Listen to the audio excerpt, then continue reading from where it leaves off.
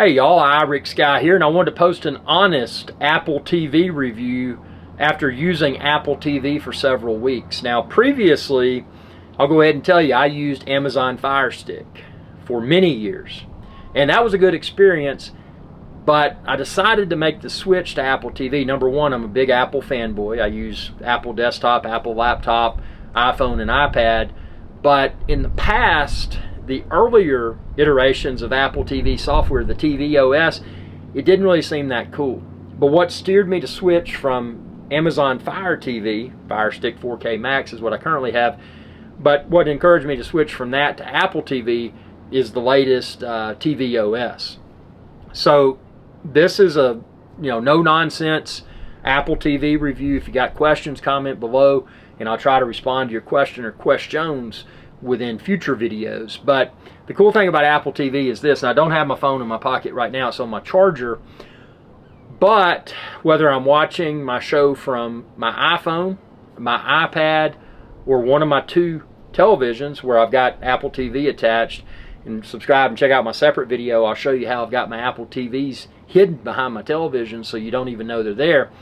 But all my watch status is synced up. So if I watch, say I'm out here outside and I've got my iPad and I start watching a show, I watch 5 minutes of it during lunch, I pause it and stop watching.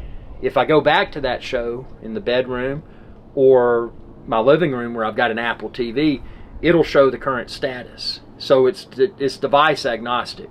Wherever I'm watching from, that watch status syncs up among all of my Apple devices. So the Apple TVs, whether you got 1, 2, 6, 8, however many you may have, and then also your iPhone and your iPad. So it's a seamless experience.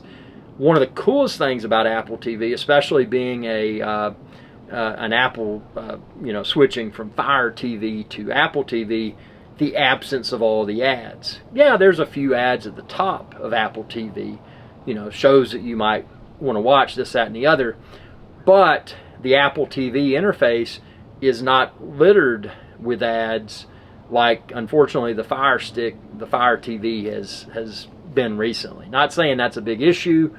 Fire TV was great, but Apple TV wins on that front. Also, what is super cool, and this is what has sealed the deal and patted me on the back and saying, hey man, thanks for switching to Apple TV, is the fact that it is streaming service agnostic. Now, what I mean by that, and these are the streaming services that I currently use, but obviously there's a lot more out there. I use Disney Plus, Hulu, and Max, formerly known as HBO. That's a trio that I've purchased. Then I use Paramount Plus, and I've opted to add Showtime to Paramount Plus. So that's Paramount Plus and Showtime.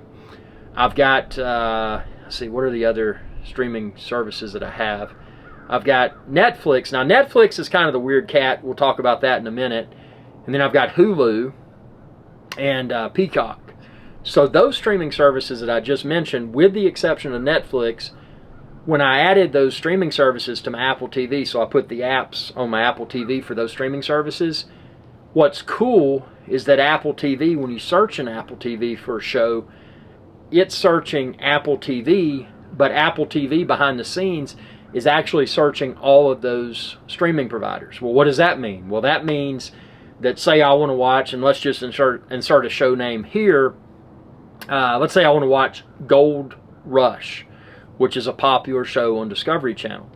Apple TV interface is going to search all my linked streaming providers to find Gold Rush. And what's cool, in my case, a lot of the Discovery Channel shows like Gold Rush are on Max now, so it'll find it and it'll use, Apple TV will use the Max app, my Max streaming subscription, to watch Gold Rush. So what I mean by this is that when you search Apple TV, you don't have to think, oh, do I need to go into Max app or do I need to go into Hulu app? Where do I need to go to find the show that I want to find? Apple TV does it for you. So it's super convenient because depending upon your streaming service preferences, the types of shows that you like to watch, you subscribe to the streaming services, then you link them to the Apple TV, and they become part of the Apple TV ecosystem, meaning that you don't have to stop and think, oh, do I need to go to Max? Do I need to go to Hulu? Do I need to go to Paramount Plus to watch that? You've added it in Apple TV. Within Apple TV, you can do your watch list. When you start watching a show on Apple TV, say I'm watching Apple TV in my living room, I pause it, I want to watch it later, I pull out my iPhone, I'm outside eating lunch. The current watch status of that show is reflected on all of my devices, all my Apple TVs and my iPhone. So once you've made the switch to Apple TV, there's really no reason to use anything else because you've got all of your streaming services behind the scenes. Now, the oddball, and I told you I'd come back to Netflix, at least at the time of posting this, and it's some sort of Netflix thing. I don't know why they chose to do this, but Netflix is one app, one streaming service that, although Netflix works on Apple TV, with Netflix, if you're searching within Apple TV, it's not going to, at the time of filming this, it's not going to produce any Netflix search results. And that's just something that Netflix didn't want to allow the Netflix app to intertwine with Apple TV. I don't know why, but with Netflix, you can still watch Netflix through your Apple TV, but you got to click the Netflix app, and anything you're trying to find on Netflix, you've got to search for those shows natively within the Netflix app. So that's the outlier. But all the other streaming services that I mentioned, they intertwine 100%, at least at the time of filming this, with Apple TV. So I can watch Apple TV, search Apple TV, create my watch list within Apple TV without considering which streaming service or streaming services those shows are being played from. Because in my mind, they're just playing on my Apple TV. So Apple TV is a super slick system.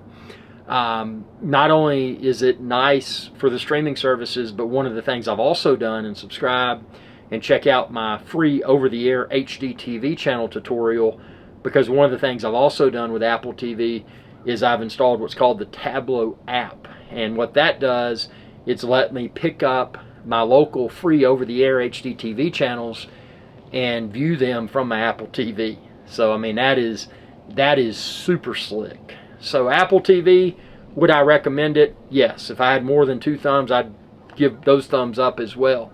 Would I ever switch back to Fire TV? No. Even if they did away with the ads on Fire TV to where the user interface was cleaner, I still wouldn't switch back, because Apple does such a phenomenal job with turning on the TV. Okay, Apple TV is your TV. What are you going to search for? At the time of filming this, like I said, the only outlier is the Netflix app, but Netflix app does work. You've just got to manually go into the Netflix app to set your Netflix watch list or find shows on Netflix. But Apple TV is so clean, so user-friendly. And one of the things I didn't mention about Apple TV is that you can use your iPad or your iPhone as the controller for Apple TV. So what's so cool about that?